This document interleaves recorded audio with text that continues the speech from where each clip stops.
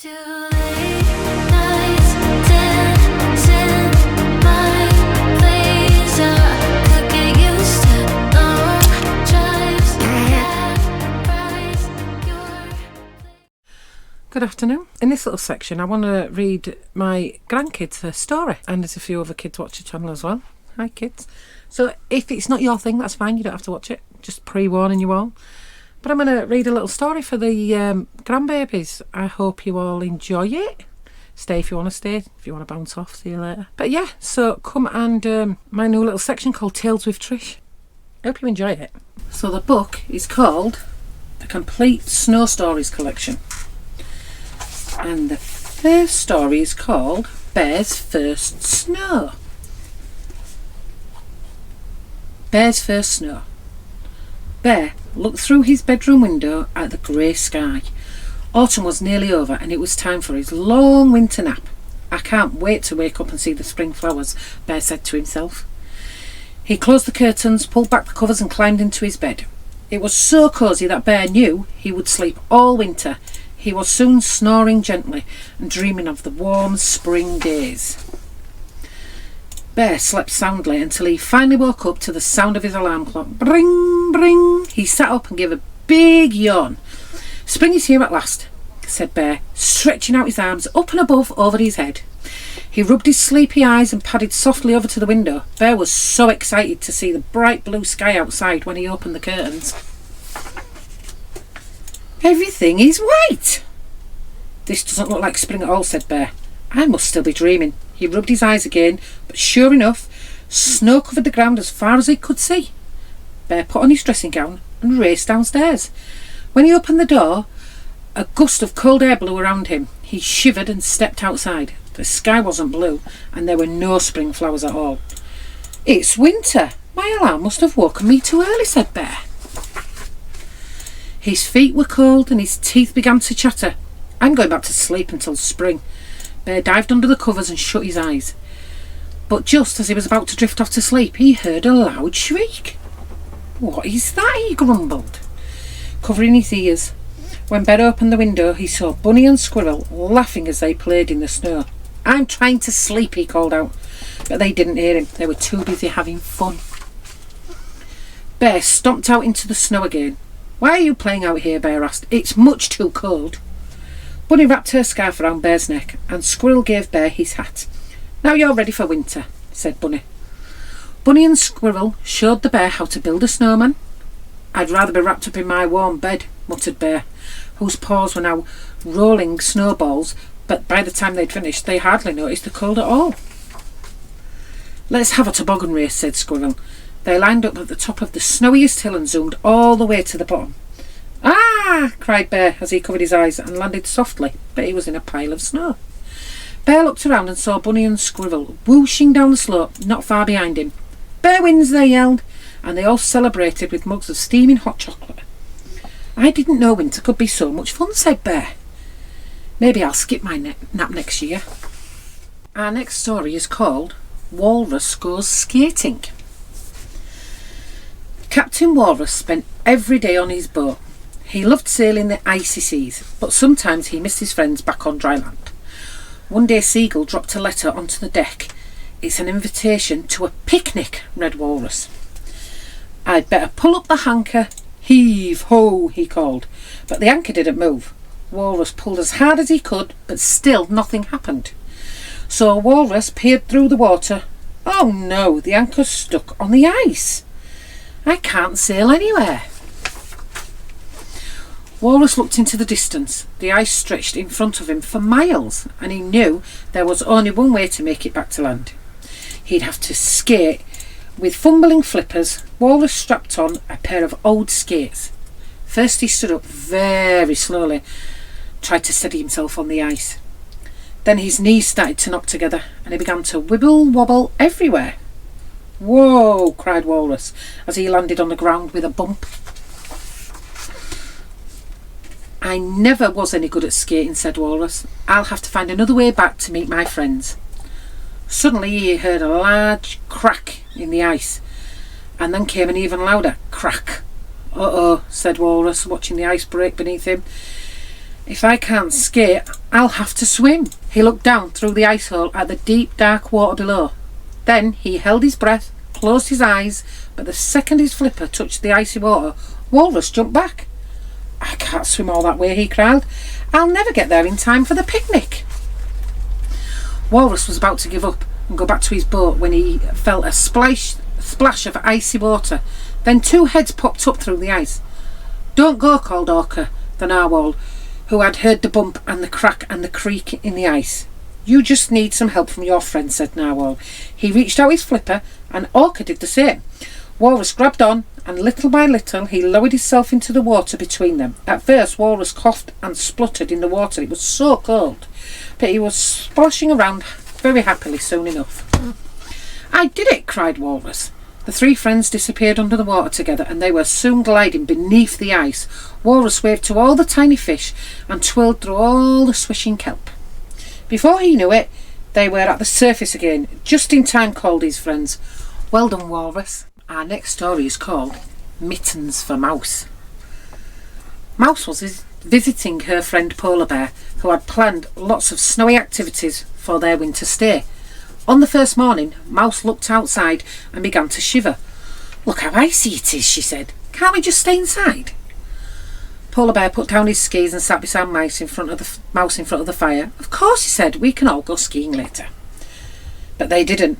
Mouse snuggled up under a cosy blanket and stayed there all day long. The next morning, Polar Bear was up bright and early. Are you ready to go skiing today? He asked Mouse, but still Mouse refused. It looks like it might snow, she said. I think I'll just stay here and read. Polar Bear sighed. He trudged outside and went for a walk, leaving Mouse to enjoy her book. It wasn't long before the warmth of the fire sent Mouse to sleep. She only woke up when she heard a loud knock, knock, knock at the door. Mouse pulled her blanket around her shoulders and opened the door. Hello, she said, but there was no one there. Then she noticed a parcel on the doorstep. It must be from Polar Bear, she said to herself. But when she picked it up, Mouse saw that it was addressed to her. She ripped off the paper and found a pair of woolly gloves inside, and the note read, Put these on and come outside. There's something else you need to find. Mouse finally stepped into the snow, but she hardly felt the cold. She was too excited thinking about what her next clue. She soon found it by the holly bush, and inside the parcel was a woolly hat. You're almost ready for the snow now. The igloo's where you need to go now. The final clue led her to a parcel with a fluffy scarf inside. She read, Now you're feeling warm and snug. Can you find a cosy? Mouse turned over the piece of paper. Where was the end of the clue? Then she looked up and saw Polar Bear with his arms wide open. Hug, he called, wrapping Mouse up in the cuddliest bear hug she could ever ask for. Thanks for getting me ready for winter, said Mouse. Now let's go and have some fun. That was a good one, wasn't it? This next story is called Chilly and Frosty. Chilly leapt into the air, twirled around like a ballerina, and Daddy clapped as she glided off the ice. I can spin more times than you, boasted her brother Frosty. Sure enough, Frosty skated off and did a triple spin. Well, I can skate faster than you any day, replied Chilly. They lined up together and raced towards the edge of a frozen pond. They skated so hard that their cheeks turned pink. Well done, Chilly, called Daddy as she finished just ahead of Frosty. On the way home, they passed a snowman standing under the pine trees. I can build a taller snowman than you, said Frosty. No way, cried Chilly. They began scooping up snow, rolling snowballs and collecting sticks and pebbles until they were finished. Mine's taller, called Frosty, standing up on his tiptoes. No, mine's taller, replied Chilly, jumping up and down. Daddy had to choose. He agreed they were both really good snowmen and he couldn't pick just one. Who wants ice cream? He asked instead. I can finish my sundae before you, said Frosty, ordering the biggest dessert on the menu. Chilly asked for exactly the same, and when their ice creams arrived, they began to gobble them all up, each watching to see if the other had almost finished. Soon, they had to slow down. Their tummies were full and they couldn't eat another bite. They turned to each other and smiled. Shall we call it a draw? Asked Chilly. You beat me to it, giggled Frosty. See, that's siblings for you. One always has to outdo the other. Our next story is called The Longest Scarf. "Are you going to enter the winter knitting contest?" Fox asked Raccoon. "Probably not," he replied. Raccoon wanted to enter every year, but the judges loved Owl's knitting and Raccoon knew he could never beat her. "There's a new judge this year," said Fox. "Anybody could win it." Raccoon raced home, grabbed his basket of wool and picked out his favourite colours. Then he got to a click-clack, click-clack, click-clack. Raccoon wondered if he really could win this year. As he got lost in his daydreams, the light faded into darkness all around him. Soon, Raccoon realised the sunlight was shining into his eyes through the window. "Is it morning already?" he asked. "I must have been knitting all night. I'll be late for the contest." Raccoon leapt out of his chair, gathered his knitting and ran through the woods. Raccoon arrived just as the judges called his name. "I've made a winter scarf," announced Raccoon, slightly out of breath. He proudly unravelled it, only to find that it reached all the way to the floor and travelled all along the ground. "Oh no," Raccoon whispered. "I knitted so much that my scarf got way too long. Now I'll never win." He sat down in the crowd as his friends presented beautiful woolly hats, gloves and even knitted tea cosies. Everyone's knitting received a round of applause and Raccoon quickly got up to leave. He knew he would come last and he was too embarrassed to stay. But when somebody called his name, Raccoon turned around. It was the new judge, Snake. To Raccoon's surprise, she was wearing his scarf and it fit her perfectly. "You're the winner," she declared. "Your fabulous scarf is long enough even for me to wrap up all warm in winter." Raccoon beamed and stepped onto the stage. And Owl, last year's winner, swooped down to present him with the prize. "Congratulations," said Owl. "Your scarf is the best entry I've ever seen." "Well done, Raccoon." This next story is called Snowflakes and Sundays. The crowds lined up for miles at Penguin's ice cream stall. She loved spending every day making her famous snowflake sundaes. One day she found herself twiddling her flippers with nothing to do. "Where are my customers?" she wondered. Suddenly she heard a familiar sound. Her customers had arrived, after all. But they weren't coming to see her. They were lining up at a new stall they said she'd never seen before. "Get your frozen slushies," called Seal from behind the counter. "My snowflake sundaes are just as good as Seal's slushies," said Penguin. She began to mix a brand new flavour together and added more toppings than ever. "Sundaes with extra snowflake sprinkles," she called, but no one came. "Free popping candy and hot fudge with every sundae," she called. Still no one came. Even her special raspberry ripple sundae with white chocolate snow chunks didn't get any of her customers back. "I know what I have to do," sighed Penguin.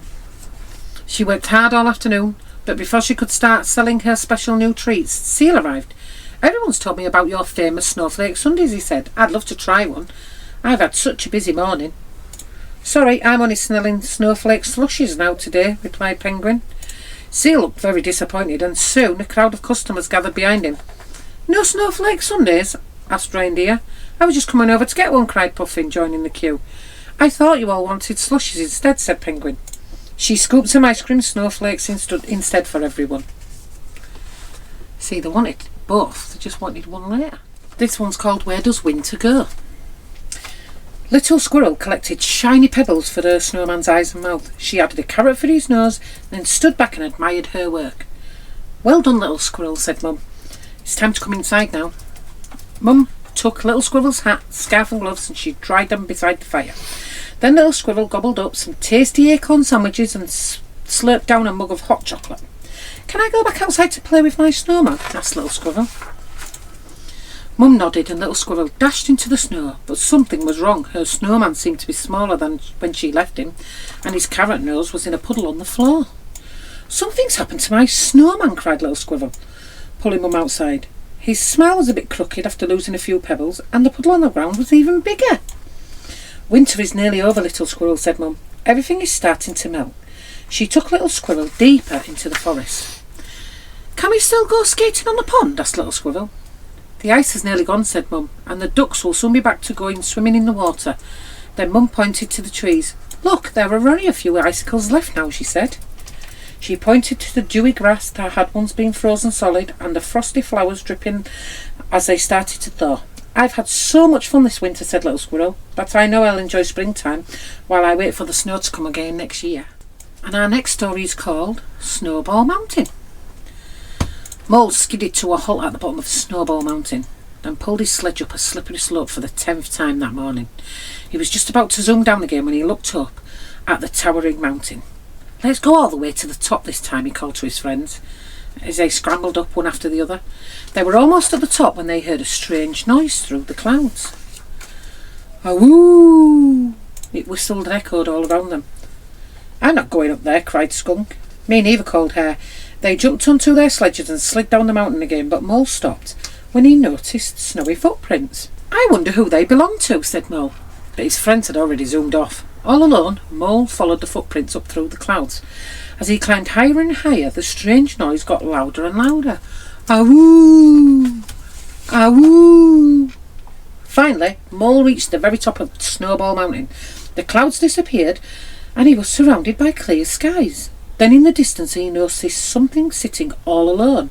The sound was coming from them. Mole tiptoed closer, and someone turned round. It was Wolf. "I brought my sled up to the top this morning," said Wolf, "but it's much steeper than I thought, and I'm too scared to slide down to the bottom." Mole promised to help, and he pulled Wolf's sledge to the edge of the slope. Before Wolf could get in, it slid down the mountain and out of sight. "Oh, what now?" cried Wolf. "We'll slide down together," said Mole. "On mine." First Mole climbed onto his sledge and sat down. Then he told Wolf to get in behind him. "Hold on tight," called Mole. "Ready? 3, 2, 1, go!"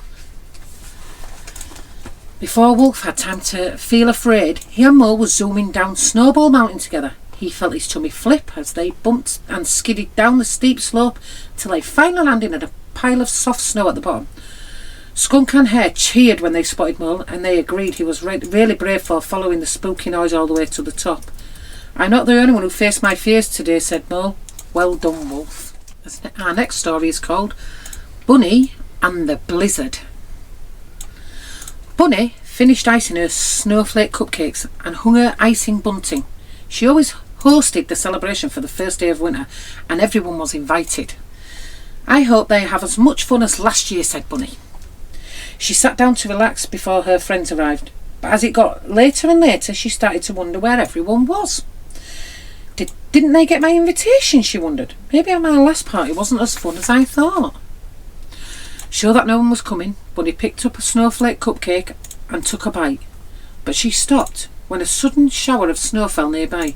She looked up and saw that Robin had landed on the branch above her. "Sorry, I didn't think anyone else is coming," said Bunny. "I think," through her mouthful of cupcake. "You don't understand," said Robin. "There's a blizzard on the other side of the forest. Everyone's stuck in the snow. We've got to help them," cried Bunny. "I'll get my snowshoes and torch." She stomped through the trees with Robin following closely behind. "Hello," she called. "Is anyone there?" But the deeper into the forest she went, the harder it was to see through the swirling ice and snow. "We'll never find them," she worried. Bunny kept pushing brambles and branches aside, then suddenly she tripped and landed with a thud on the snowy ground. "Ah!" she cried through the blizzard. She could see a mysterious figure staring right at her. She scrambled to her feet, but she stopped when someone called her name. "Bunny, is that you?" She looked closer and another pair of eyes appeared, then another and another. Inside the hollow of a huge oak tree, all of Bunny's friends were huddled together, sheltering from the blizzard. "We're sorry we couldn't make it to your party," said Beaver. "We were so excited to come and celebrate with you." Bunny cuddled up beside all of her friends and smiled. "We can all still celebrate. It's the first day of winter after all."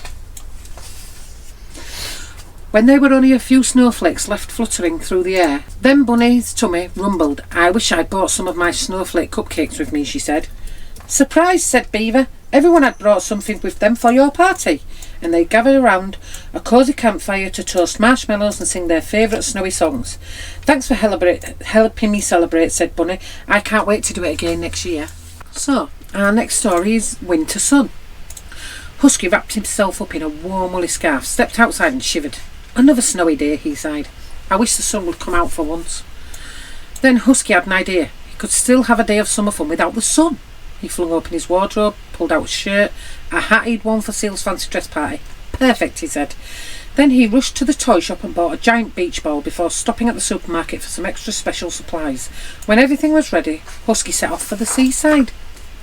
"It's time for a beach party," called Husky. "Summer drinks for everyone." He slipped on his tasty juice and waited. but no one came. The bunnies were having a snowball fight, Lynx was making a snow angel, and Robin was practising the triple loop on her snowboard. Husky sighed. "It's just, I'll have to enjoy this summer on my own," he said. He settled down in his deck chair by the sea and began to drift off, dreaming of warm waves lapping on his paws on the beach. Suddenly there was a loud crash. Reindeer and Fox slid right into Husky's table of special summer drinks. The cups flew into the air and landed with a splat all over them. "Oh no," cried Husky. "Now my summer party is really ruined." Fox said sorry. Reindeer licked her lips. This tastes like summer. Everyone come and try these." Husky made a new batch of drinks, and before he knew it, all his friends were enjoying them together and playing beach games on the ice. "I didn't need sun after all," said Husky. Just needed his friends. This story is called Cold Noise, Frozen Toes. "Whee!" yelled Little Badger. She rolled down the hill, doing 3 somersaults one after another. "It's time for lunch," called Grandad. "Come inside and get warm."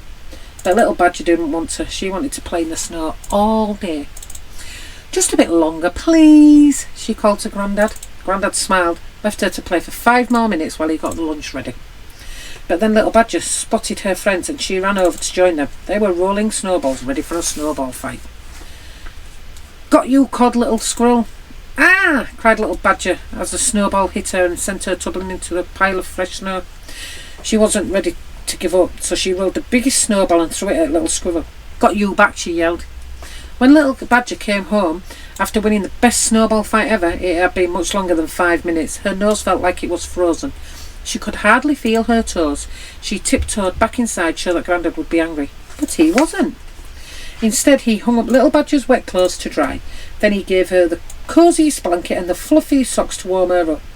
"Is it too late for lunch?" says Grandad. "But now it's time for tea by the fire."